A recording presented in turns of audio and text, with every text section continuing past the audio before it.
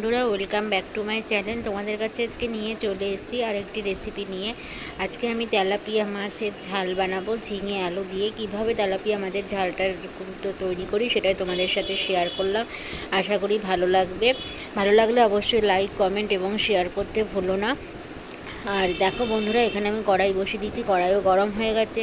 কড়াইতে তেল দিয়ে দিয়েছি। তেলটা এবার ভালো করে গরম করে নুন হলুদ মাখিয়ে রাখা তেলাপিয়া মাছগুলোকে এক এক করে ভেজে নেব। আর এই তেলাপিয়া মাছের আমি যেভাবে দেখাচ্ছি বন্ধুরা, তোমরা বাড়িতে ট্রাই করো। আশা করি তোমাদেরও ভালো লাগবে। আর আমার চ্যানেল যারা এখনও সাবস্ক্রাইব করোনি, সাবস্ক্রাইব করার অনুরোধ রইল। পাশের বেল আইকনটিকে ক্লিক করতে ভুলো না, যাতে সবার আগে নোটিফিকেশান তোমাদের কাছে পৌঁছায়। তো চলো বন্ধুরা, আমি লাল লাল করে তেলাপিয়া মাছগুলোকে ভেজে নিই। আর যেহেতু মানে মাছ ভেঙে যাবে, সেই জন্য আমি দুটো দুটো করে ভাজছি। মাছ ভেজে নিচ্ছি। তোমরা চাইলে একসাথেও 3-4টে ভাজতে পারো, বাট আমি দুটো দুটো ভাজছি। তো এপিট ওপিট করে খুব ভালোভাবে লাল লাল করে ভাজতে হবে মাছগুলোকে।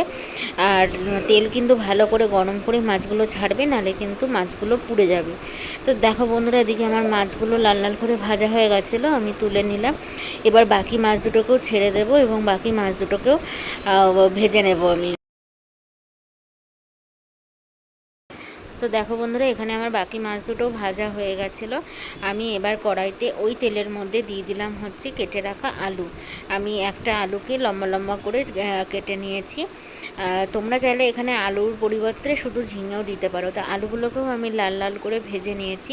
ভেজে নিয়ে এবার আমি একটা ছোট মিডিয়াম সাইজের পেঁয়াজকে একটুখানি গ্রেট করে নিয়েছিলাম গ্রেটারের সাহায্যে, সেইটা দিয়ে দিলাম। দিয়ে এবার আলু আর পেঁয়াজটাকে খুব ভালোভাবে ভেজে নিতে হবে। যতক্ষণ না কাঁচা পেঁয়াজের গন্ধটা চলে যায় ততক্ষণ অবধি ভাজতে হবে। তা তোমরা দেখতে থাকো। দেখো বন্ধুরা, আর সেক্ষেত্রে কিন্তু যখন পেঁয়াজটা ভাজবে গ্যাসের ফ্লেমটাকে মিডিয়ামে রাখবে, নাহলে কিন্তু পেঁয়াজটা পুড়ে যাবে। এবং তারপরে দিয়ে দিলাম হচ্ছে ঝিঙে। এবার ঝিঙে, আলু, পেঁয়াজ সমস্ত কিছু ভালোভাবে সাঁতলে নেব। আর ঝিঙেগুলো একটু মোটা মোটা করেই কাটবে, কারণ ঝিঙে তো জানোই বন্ধুরা, ঝোলে দিলে বা কোনো তরকারিতে দিলে ঝিঙে একদম নরম হয়ে যায়। তা সেই জন্য যাই হোক বন্ধুরা, দেখো এই যে এখানে আমি ঝিঙে, আলু, তারপরে পেঁয়াজ সমস্ত কিছুকে ভালোভাবে সাঁতলে নিচ্ছি। তারপরে দিয়ে দিলাম হচ্ছে পরিমাণ মতন হলুদ এবং পরিমাণ মতন লবণ দিয়ে তারপরে দেবো হচ্ছে আমি সামান্য একটুখানি জিরের গুঁড়ো দিয়ে দিলাম। তারপরে দিয়ে দিলাম হচ্ছে অল্প একটুখানি লঙ্কার গুঁড়ো। আর বন্ধুরা, তোমাদের একটা জিনিস বলতে ভুলে গেছি, এখানে আমি আদা বাটাও দিয়েছিলাম সামান্য একটুখানি, যেটা হয়তো স্কিপ হয়ে গেছে, ভিডিওতে অ্যাড হয়নি। তোমরা অ্যাডজাস্ট করে নিও। তা সমস্ত মশলার সাথে ঝিঙে আলুগুলোকে ভালোভাবে সাঁতলে নিতে হবে। আর গ্যাসের ফ্লেমটাকে কিন্তু একদম মিডিয়ামে রাখবে, নাহলে কিন্তু মশলা পুড়ে যাবে। তো দেখো বন্ধুরা, এখানে আমার সাঁতলানো হয়ে গেছিলো। এবার আমি পরিমাণ মতন জল দিয়ে দিলাম। জলের পরিমাণটা একটু বেশি দিলাম, কারণ যেহেতু আলুটা সিদ্ধ হবে সেই জন্য। তা যাই হোক, এখানে আমার ঝোলটা ফুটুক, তারপরে আমি ফিরে আসছি। তো যে ঢাকনা দিয়ে ঢেকে দিয়েছিলাম, ঝোলটা আমার ফুটে গেছে। এই পর্যায়ে আমি একটুখানি খুন্তি দিয়ে নাড়িয়ে নিয়ে এবং দেখে নিচ্ছি আলুগুলো সুন্দর সিদ্ধ হয়ে গেছে কিনা। হ্যাঁ, সুন্দর ভালোভাবে সিদ্ধ হয়ে গেছিলো। এবার আমি আগে থেকে ভেজে রাখা মাছগুলোকে দিয়ে দিলাম। দিয়ে আমি মাছগুলোকে ঝোলের সাথে একটুখানি ফুটিয়ে নামিয়ে নেব। তা কেমন লাগলো বন্ধুরা রেসিপিটি, অবশ্যই আমাকে কমেন্টে জানাবে।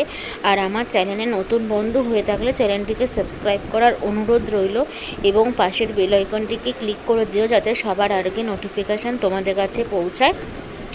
তা আমার তেলাপিয়া মাছের ঝালটা অলমোস্ট ডান। আমি এবার নামিয়ে নেব এই যে বাটিতে। তোমরাও বাড়িতে ট্রাই করো এবং কমেন্টে বলো। এইভাবে একবার বাড়িতে ট্রাই করো এবং কমেন্টে বলো কেমন লাগছে। তো চলো বন্ধুরা, সবাই সাবধানে থেকো, ভালো থেকো। আবার দেখা হবে নেক্সট কোনো ভিডিওতে। ততক্ষণে সবাইকে গুড বাই।